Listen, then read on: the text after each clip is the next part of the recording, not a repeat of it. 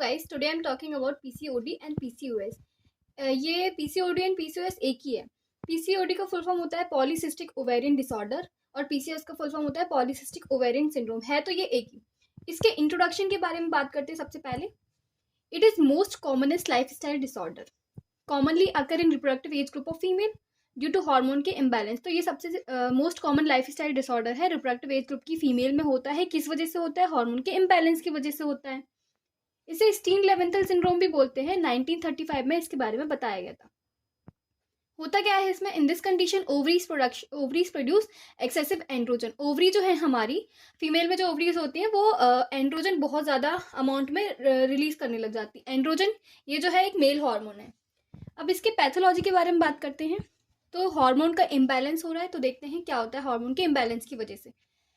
Androgen production हो रहा है ओवरी से, इंक्रीज हो रहा है बहुत ज़्यादा, एक्सेसिव अमाउंट में एंड्रोजन प्रोडक्शन हो रहा है। तो इस वजह से क्या होगा कि जो फॉलिकल्स की जो ग्रोथ है वो अरेस्ट हो जाएगी। फॉलिकल की ग्रोथ अरेस्ट हो जाएगी, ओव्यूलेशन नहीं होगा। अब ओव्यूलेशन नहीं होगा तो फिर इनफर्टिलिटी हो जाएगी और एंड्रोजन के अमाउंट बढ़ने की वजह से एंटीमुलेरियन जो हार्मोन है वो भी बढ़ जाता है। और क्या क्या होता है इसकी पैथोलॉजी में देखें कि ओवेरियन जो स्ट्रोमा है वो भी इंक्रीज हो जाता है। ओवेरियन जो कैप्सूल है वो थिक हो जाता है और उसका जो कलर है वो पर्ली वाइट कलर अपीरियंस दिखने को मिलता है। ऑल ओवर ओवरी का जो वॉल्यूम है ना मोर देन 10 cc हो जाता है और ओवरी के अंदर के जो फॉलिकल्स और सिस्ट है मोर देन 12 होते हैं। हो गई है कंप्लीट और इंट्रोडक्शन हो गया है। बस पैथोलॉजी में एक दो पॉइंट रह गए थे। तो इसमें क्या होता है, सेक्स हार्मोन बाइंडिंग ग्लोबुलिन जो है ना वो डिक्रीज हो जाता है, ठीक है। और एलएच और एफएसएच का जो रेशियो होता है, नॉर्मल रेशियो 1:1 होता है, बट इन दिस कंडीशन 2:1 और 3:1 हो जाता है, ठीक है। अब इसके साइन और सिम्टम्स के बारे में बात करेंगे। तो पीसीओडी की कंडीशन में क्या होता है, पीरियड्स इरेगुलर हो जाते हैं या फिर पीरियड्स आते ही नहीं है, एमेनोरिया भी हो सकता है। और अगर आएंगे तो जो पीरियड्स के टाइम पे फ्लो जो है वो बहुत ज़्यादा बढ़ जाएगा, तो heavy flow during periods. Face पर बहुत ज़्यादा facial hair growth, acne, pimples ये सब हो जाएंगे, ठीक है। और डार्क स्किन पैचेस देखने को मिलेंगे कहाँ पर? अंडर आर्म्स में और बिहाइंड द नेक। इसको बोलते हैं जब dark skin patches behind the neck देखने को मिलता है इसको बोलते हैं एकैंथोसिस निग्रिकेंस बोलते हैं, ठीक है। अब इसके इन्वेस्टिगेशन की बात करें तो इन्वेस्टिगेशन में अपन को क्या देखना है? इन्वेस्टिगेशन में प्रोजेस्टेरोन का जो लेवल है वो कम हो जाएगा, इंसुलिन का लेवल बढ़ जाता है, टेस्टोस्टेरोन का लेवल भी बढ़ जाता है।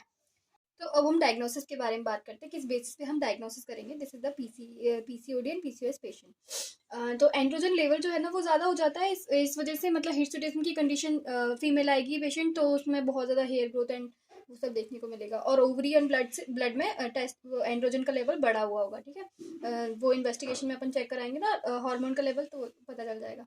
इंसुलिन लेवल भी बढ़ा हुआ होगा, ठीक है। अगर डायबिटिक पेशेंट होगी तो, ठीक है। यूएसजी में क्या होगा, यूएसजी कराएगी तो उसमें पॉलीसिस्टिक ओवरीज दिखेगी, ओवरी का जो वॉल्यूम होगा मोर देन 10 cc होगा, ठीक है।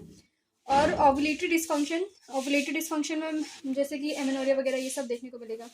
अब ट्रीटमेंट की बात करेंगे तो ये जो है most commonest lifestyle disorder है, तो हमें लाइफ स्टाइल को ही करेक्ट करना है, लाइफ स्टाइल मॉडिफिकेशन करना है। अगर फीमेल का बहुत वेट गेन हो रहा है तो एक्सरसाइज करो, रनिंग, साइकिलिंग, जॉगिंग, स्विमिंग, ये सब एक्सरसाइज आपको 30 मिनट करनी है डेली। डायबिटीज़ की पेशेंट है तो शुगर लेवल कंट्रोल करना है और उसमें मेडिसिन में मेटफॉर्मिन ऐड करेंगे, ठीक है। अगर पीसीओएस की वजह से कोई फीमेल इनफर्टाइल हो रही है तो उसको क्लोमिफेन सिट्रेट प्रिस्क्राइब की जाती है। और मेनली पीसीओडी के लिए हार्मोन्स दिए जाते हैं, पल्सेटाइल, जीएनआरएस दिए जाते हैं। तो ये हमने पीसीओडी और पीसीओएस के बारे में बात कर ली। पीसीओडी और पीसीओएस एक ही होता है। में मेनली फीमेल को बोला जाता है कार्बोहाइड्रेट और शुगर डाइट कम करें, कोल्ड ड्रिंक्स, केक्स, पेस्ट्रीज ये सब अवॉइड करें, फ्रेश फूड, वेजिटेबल्स ये सब यूज करें।